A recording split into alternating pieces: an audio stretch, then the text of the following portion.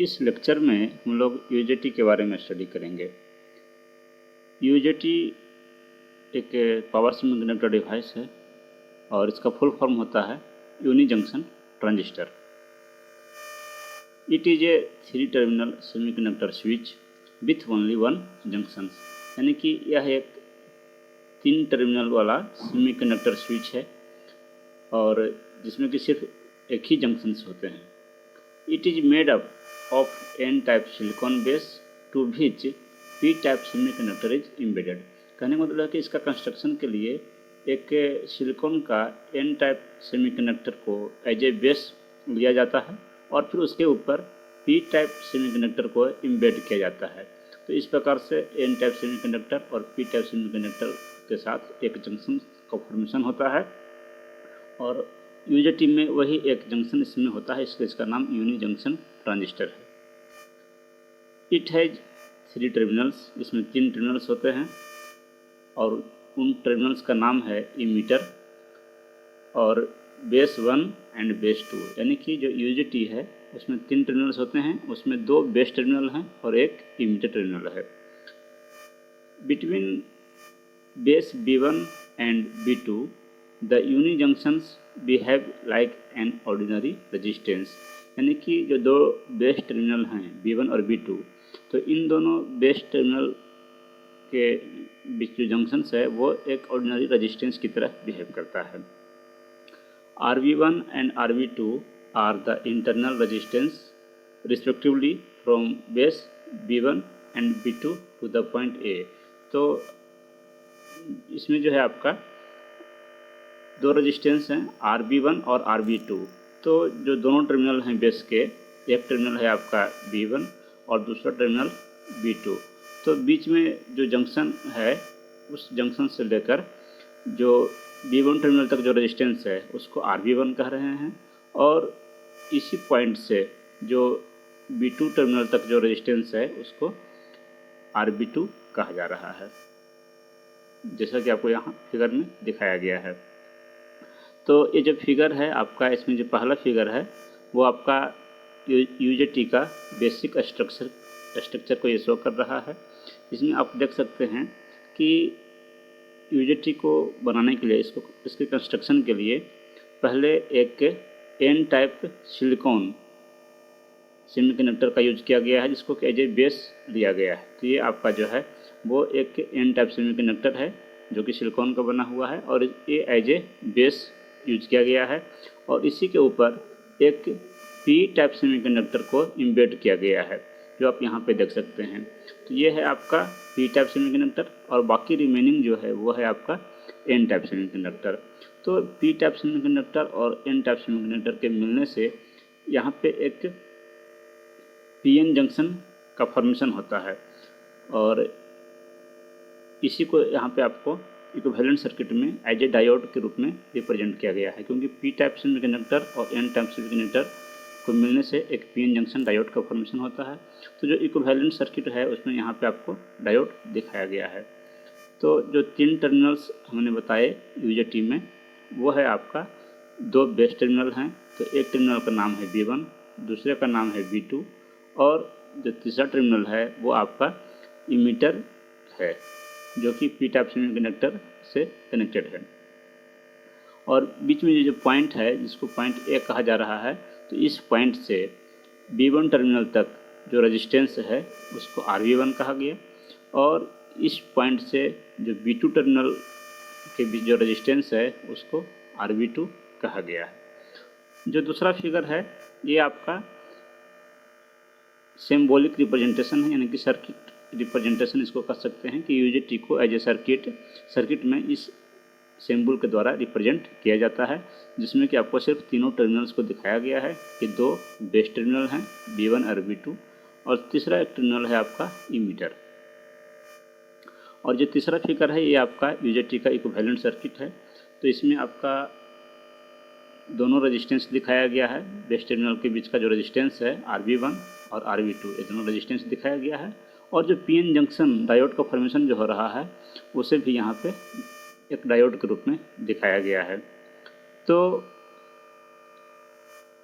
यहाँ पे जो सप्लाई वोल्टेज अप्लाई किया गया है दोनों बेस टर्मिनल के बीच में V1 और V2 के बीच में अगर हम सप्लाई वोल्टेज जो अप्लाई करते हैं तो पोटेंशियल डिवाइडर रूल के अनुसार कुछ वोल्टेज जो है आपका इस RV1 जो रेजिस्टेंस है इसके अक्रॉस अपीयर होगा।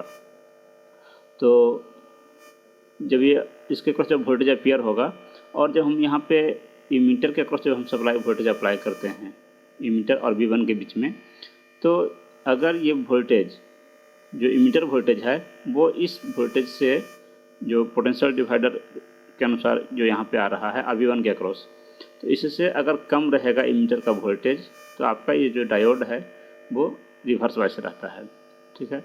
और उस केस में सिर्फ निगेटिव करंट फ्लो करता है, जिससे हम जब हम UJT का कैरेक्टरिस्टिक्स डिस्कस करेंगे वहाँ पे हम इसको देखेंगे, ठीक है। तो ये आपका जो है इक्विवेलेंट सर्किट है, तीसरा वाला जो फिगर है वो इक्विवेलेंट सर्किट है UJT का, और इसके बारे में इसके ऑपरेशन के बारे में हम आगे डिस्कस करेंगे। When a voltage VBB is applied across two base terminal, दोनों बेस टर्मिनल के अक्रॉस जब हम एक वोल्टेज अप्लाई करते हैं VBB जो हमने फिगर में भी दिखाया था, तो the potential of point A with respect to V1, यानी V1 के अक्रॉस जो पोटेंशियल होगा वो आप यहाँ पे कैलकुलेट कर सकते हैं पोटेंशियल डिवाइडर रूल के अनुसार। यानी कि AB1 के अक्रॉस जो वोल्टेज होगा वो होगा आपका पोटेंशियल डिवाइडर रूल के अनुसार जो टोटल हमने वोल्टेज अप्लाई किया है और उसका रजिस्टेंस RB1, ये R के सफिक्स में है V1, और बटा दोनों रजिस्टेंस का समेशन, जो तो आपका सिंपल पोटेंशियल डिवाइडर रूल है। और इसी को हमने अगर थोड़ा सा अरेंज करेंगे तो RB1 बटा RB1 प्लस RB2, इसको जो है इट्टा से डिनोट करते हैं और इसको कहा जाता है स्टैंड ऑफ रेशियो। तो इस प्रकार से हम कह सकते हैं कि जो AB के अक्रॉस AB1 के अक्रॉस जो वोल्टेज है वो हो गया हमारा, जितना हमने वोल्टेज दोनों बेस के अक्रॉस अप्लाई किया है उसका इट्टा टाइम्स, और इट्टा क्या है आपका स्टैंड ऑफ रेशियो है। टिपिकल वैल्यू ऑफ इट्टा, जो इट्टा का टिपिकल वैल्यू है वो आपका 0.51 से लेके 0.82 के बीच में वेरी कर सकता है depending upon the construction of the UJT। Interbase resistance RBB जो कि RB1 प्लस RB2 दोनों का समेशन होगा वो आपका 5 किलो ओम से लेके 10 किलो ओम के बीच में हो सकता है। अब हम इसका ऑपरेशन डिस्कस करते हैं। Let a voltage VE be applied between emitter and base V1। तो जैसा कि हमने अभी जो इक्विवेलेंट सर्किट था उसमें हमने दिखाया था कि एक वोल्टेज हमने अप्लाई किया जो कि आपका इमीटर टर्मिनल है और जो बेस टर्मिनल है, इन दोनों के अक्रॉस हमने एक वोल्टेज अप्लाई किया, उस वोल्टेज का वैल्यू है VE। Let this voltage be increased from 0। तो अगर इस वोल्टेज को हम 0 से धीरे धीरे इंक्रीज करते हैं, as long as the emitter voltage is less than eta times VBB, यानी कि जो दोनों बेस के अक्रॉस जो वोल्टेज हमने अप्लाई किया था उसका इट्टा टाइम्स वोल्टेज आपका RB1 के अक्रॉस है। तो जब तक इमीटर वोल्टेज इस वैल्यू से कम है, देन जो जंक्शन है हमारा इमीटर और V1 का जो जंक्शन है इज रिवर्स वाइस, तो वो रिवर्स वाइस रहेगा, क्योंकि जो आपका इमीटर वोल्टेज है आपका डायोड आपका इस प्रकार से था, लेकिन ये आपका इमीटर वाला जो टर्मिनल है ये आपका वोल्टेज इसका कम है और इसका आपका ज़्यादा है, तो ये आपका रिवर्स वाइस हो गया। एंड इमीटर करंट IE, जो इमीटर करंट है वो आपका निगेटिव इसमें फ्लो करेगा, यानी कि निगेटिव करंट फ्लो करेगा, रिवर्स डायरेक्शन में फ्लो करेगा। उसको आपको जो है जो कैरेक्टरिस्टिक्स हम अभी दिखाएंगे उसमें आप देख सकते हैं। When the emitter voltage VE is equal to eta times VBB plus VD। तो कहने का मतलब है कि जब हम वोल्टेज को इंक्रीज करते हैं, इमीटर वोल्टेज को, हमने इमीटर वोल्टेज को 0 से स्टार्ट किया, तो जब तक वोल्टेज कम है तब तक आपका वो डायोड रिवर्स वाइस था, लेकिन इमीटर वोल्टेज को इंक्रीज करते करते अगर हमने जो आपका RB1 के क्रॉस जो वोल्टेज है यानी कि इट्टा टाइम्स VBB और प्लस डायोड के क्रॉस जो वोल्टेज होगा, तो इन दोनों वोल्टेज का जो समेशन होगा उससे उसके इक्वल जब हमारा इमीटर वोल्टेज होगा, तो उस केस में जो आपका इमीटर करंट है वो पॉजिटिव होगा और जो जंक्शन था इमीटर बेस जंक्शन वो आपका फॉरवर्ड बायस में हो जाएगा। यहाँ पे जो VD है वो आपका डायोड के क्रॉस का फॉरवर्ड वोल्टेज ड्रॉप है। तो हमने ये देखा कि जब तक वोल्टेज आपका इट्टा टाइम्स VBB से कम है इमीटर वोल्टेज, तो आपका डायोड रिवर्स बायस है, और इससे प्लस डायोड के वोल्टेज से अगर के इक्वल होगा तो आपका करंट पॉजिटिव होगा, पॉजिटिव डायरेक्शन में फ्लो करना शुरू करेगा और जंक्शन आपका फॉरवर्ड बायस होगा। तो ये जो है आपका UJT का VI कैरेक्टरिस्टिक्स को इसमें दिखाया गया है। तो इसमें आप देख सकते हैं कि ये जो प्लॉट है ये आपका इमीटर करंट और इमीटर वोल्टेज के बीच प्लॉट किया गया है। तो इसमें आप देख सकते हैं कि आपका जो ओरिजिन है, ओरिजिन से इधर जो पोर्शन है वो आपका निगेटिव करंट को शो करेगा। तो जब तक इमीटर का वोल्टेज जो है ये आपका एक लिमिट से कम रहेगा, यानी इट्टा टाइम्स VBB से कम है, तो उस केस में जो करंट है आपका यहाँ पे ये दिखाया गया है निगेटिव पोर्शन में। तो ये तब होगा जब आपका इमीटर वोल्टेज है वो इट्टा टाइम्स VBB से कम होगा, यानी कि जो बेस टर्मिनल 1 के अक्रॉस जो वोल्टेज है उससे कम वोल्टेज अगर इमीटर का रहेगा तो वो करंट जो है आपका ये निगेटिव पोर्शन में दिखाया गया है। और जब वोल्टेज का वैल्यू, इमीटर वोल्टेज का वैल्यू इट्टा टाइम्स VBB और प्लस डायोड के अक्रॉस का जो वोल्टेज होगा इसके इक्वल होगा, तो उसमें आपका करंट जो है पॉजिटिव डायरेक्शन में होगा और ये आपका पीक वैल्यू पे होगा जो यहाँ पे B पॉइंट से दिखाया गया है। तो उसके बाद जो है आपका जब इमीटर वोल्टेज हमारा इट्टा टाइम्स VBB प्लस VD इसके इक्वल जब हो जाता है तो जंक्शन हमारा फॉरवर्ड बायस हो जाता है, और जो हमारा P टाइप जो मटेरियल है उसमें वहाँ से जो चार्ज कैरियर्स हैं वो आपका N रीजन में इंसर्ट करते हैं। और उस केस में क्या है कि आपका जो बेस रीजन है उसमें जो कैरियर्स है वो ज़्यादा अमाउंट में हो जाते हैं और कनेक्टिविटी उसमें बढ़ जाती है, जिसके कारण कि उस रीजन का रेजिस्टेंस कम हो जाता है। तो रेजिस्टेंस कम होता है और साथ ही साथ UJT का ये कैरेक्टरिस्टिक्स है कि उसी के कारण जो इमीटर वोल्टेज है वो आपका ड्रॉप कर जाता है।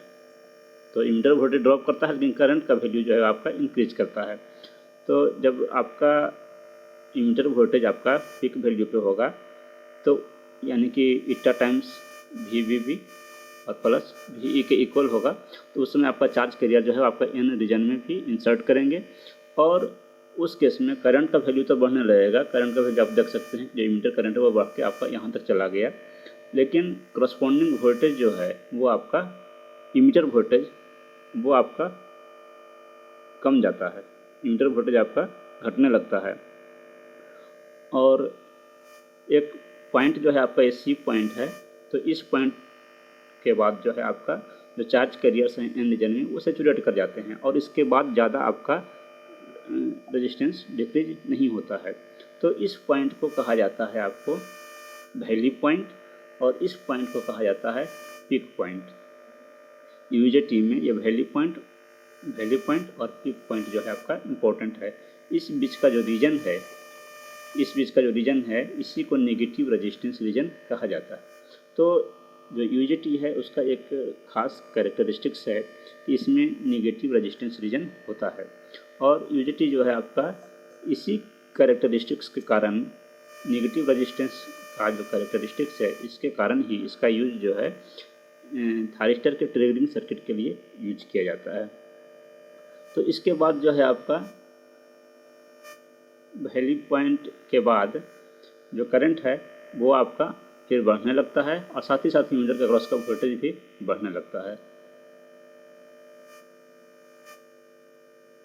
Point B is called peak point, जो हमने दिखाया भी कैरेक्टरिस्टिक्स में, तो बी पॉइंट को पीक पॉइंट कहा जाता है।